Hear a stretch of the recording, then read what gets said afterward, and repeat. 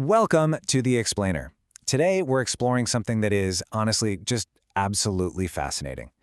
We usually look at these ancient texts as, just historical accounts or theological records. But the research we're unpacking today, it completely flips that perspective. We're going to look at these narratives as a highly sophisticated divine educational curriculum. These aren't just simple stories. They're deliberate pedagogical tools meant to shape our minds, challenge our huge egos, and build our morals. And as we're about to see, some of the absolute greatest teachers in this curriculum, well, they aren't even human. Okay, let's dive right into this. Here's our roadmap for today. First, we'll decode the hidden curriculum, then examine intellect and faith. After that, we hit a total paradigm shift in Section 3 when we look at the wisdom of animals. Then, we'll analyze the very first crime on Earth and wrap the whole thing up with divine tests and miracles. Section 1. The Hidden Curriculum. Decoding the Framework. I want to pose a question directly to you right now. Why on earth does a divine text rely so heavily on a raven, a whale, or a tiny mosquito to teach humanity? We usually think of mighty prophets and kings as the ultimate teachers, right? But the sources reveal this wild dynamic where the natural world frequently has to step in to school humanity, especially when our egos get in the way. So, the crucial point here is how we actually study this. Researchers from Kabul University's Journal of Islamic Studies use what they call a descriptive analytical approach. Now, don't let the academic jargon throw you. This isn't about taking the stories literally. It's a scholarly method used to extract the deep educational, ethical, social, and psychological messages embedded right inside these historical narratives. Basically, it's about finding the practical applications that can comprehensively educate a modern person. Us. Section 2. Intellect, Faith, and Sincerity. Conscious Choice. Now, before we get to the animals, we have to look at humans who got it right, like the fascinating story of the people of the cave and their dog. Driven by profound intellect and just this unwavering faith, they made a conscious choice to completely reject their society's errors. And their reward? 309 years of miraculous sleep as divine protection. It's a stunning story that proves divine resurrection is a truth that completely shatters the mirage of time and worldly power.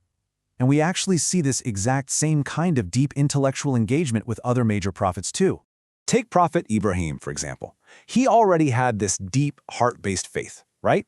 But he actively requested to witness the resurrection of the dead. He essentially asked God to show him exactly how it's done. God asked him, "Do you not believe?" And Ibrahim replied that of course he did, but he just wanted to completely satisfy his heart.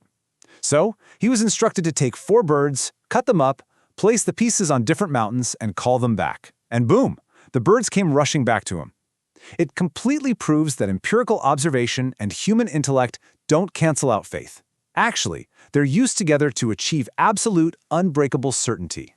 And this brilliantly illustrates the really diverse ways human character is forged. Look at Ibrahim and Ismail, tested with the massive physical task of building the Kaaba, which teaches us about physical strength combined with absolute mental obedience. Then there's Yusuf, or Joseph, facing unimaginable, extreme temptation, where his pure sincerity acted as an absolute shield. And then Musa, highlighting the dual everyday virtues of physical strength and unshakable honesty. These are incredible human models. But what happens when humans fail? Section 3. Nature as humanity's teacher. The animal kingdom. When humans falter, the paradigm totally shifts. Suddenly, this overwhelming roster of animals steps in to deliver divine pedagogy. We've got the raven of Adam's sons, Salih's miraculous camel that was so tragically killed by his own people, the false wolf accused by Yusuf's brothers, the whale that rescued Yunus, the highly specific cow of Bani Israel, the magic-swallowing snake of Musa, and literally an entire army of mosquitoes sent against a tyrant king. The natural world is not just a background prop in these texts. It is an active, vital participant in educating us. Section 4. The First Crimes Lesson. Ego and Jealousy.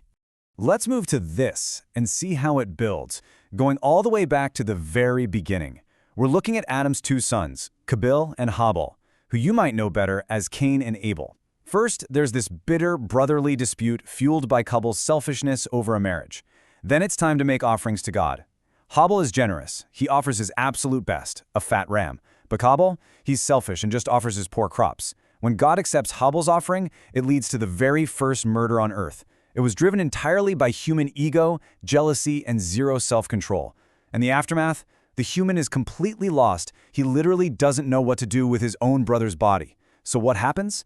God sends a raven, scratching at the earth, to teach a human how to bury the dead. Talk about a profoundly humbling moment for humanity.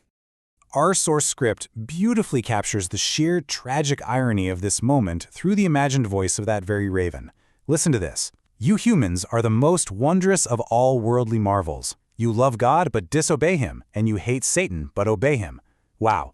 It just perfectly hits the nail on the head, encapsulating the massive contradiction of the human ego observed through the grounded, obedient wisdom of the natural world. Section 5.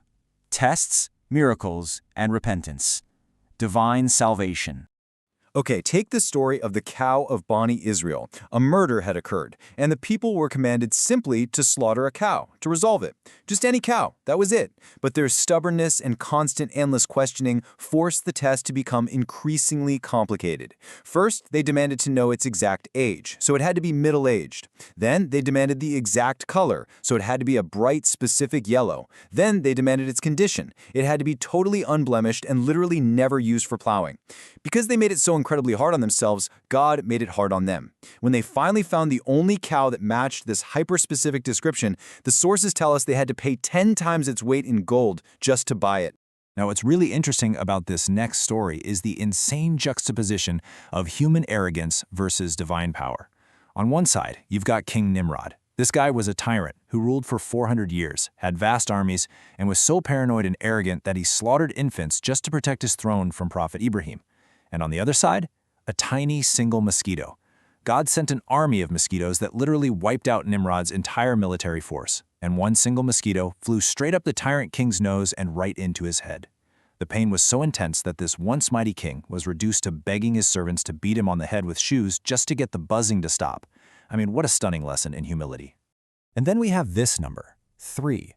This represents the 3 immense darknesses that Prophet Yunus, Jonah, found himself in. See, he grew frustrated with his people, abandoned his mission, and ended up being thrown overboard from a ship.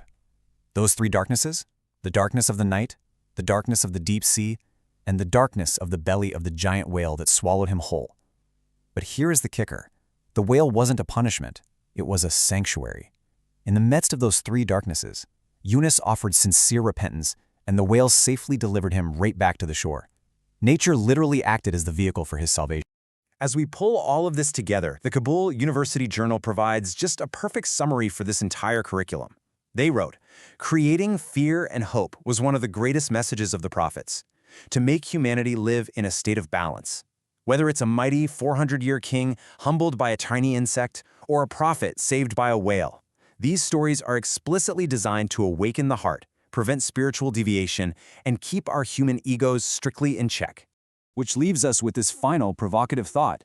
If ancient kings, great prophets, and entire nations had to learn their greatest life lessons from ravens, whales, and mosquitoes, what is everyday nature trying to teach you today? Next time you see a bird outside your window or a tiny insect crossing your path, remember this explainer. The curriculum is still active, and the teachers are all around us. Thank you so much for joining me, and keep learning.